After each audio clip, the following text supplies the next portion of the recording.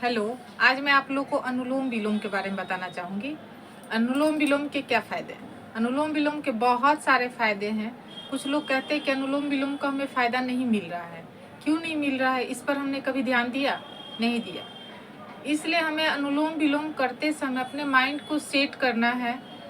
हमारी आँखें बंद होनी चाहिए, हमारी आँखें खुलनी चाहिए, हमारा ध्यान केंद्रित होना चाहिए अनुलोम विलोम करते हुए। जो हम एक नाक से सांस ले रहे हैं, उसे कुछ सेकंड के लिए सांस लेंगे, उसके बाद हम वहाँ पे कुछ देर होल्ड करेंगे सांस को रोक के, फिर दूसरी नाक से निकालेंगे। इस तरह से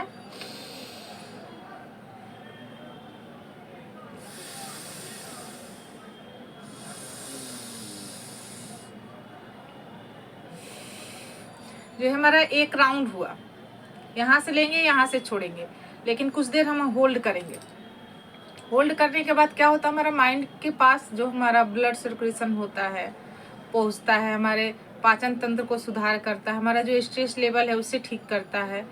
इसी कारण से अगर हमें बेनिफिट नहीं मिल रहा है तो उस पर ध्यान देना चाहिए, क्यों बेनिफिट नहीं मिल रहा है, क्या कारण है।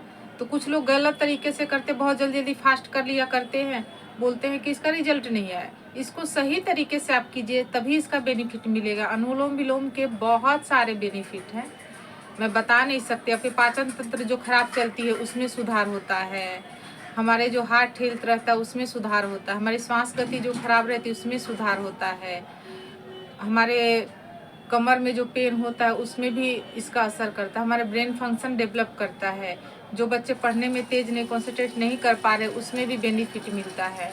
इसलिए आप इसे सही तरीके से करेंगे। हर योगा का एक अपना नियम होता है, आप सही तरीके से ध्यान लगा के अगर करते हैं तो उसका बेनिफिट ज़रूर मिलेगा। अगर हम योगा कर रहे हैं, माइंड में कुछ और चल रहा है, जो चलो ये काम पड़ा हुआ, ये काम पड़ा हुआ, हमारे आंखें बंद है, फिर भी हम इधर, दिमाग हमारा कहीं और चल रहा है, ऐसे कभी बेनिफिट नहीं मिलता। इसलिए आप ध्यान लगा कर कीजिए, इसका ज़रूर बेनिफिट मिलेगा। Thank you.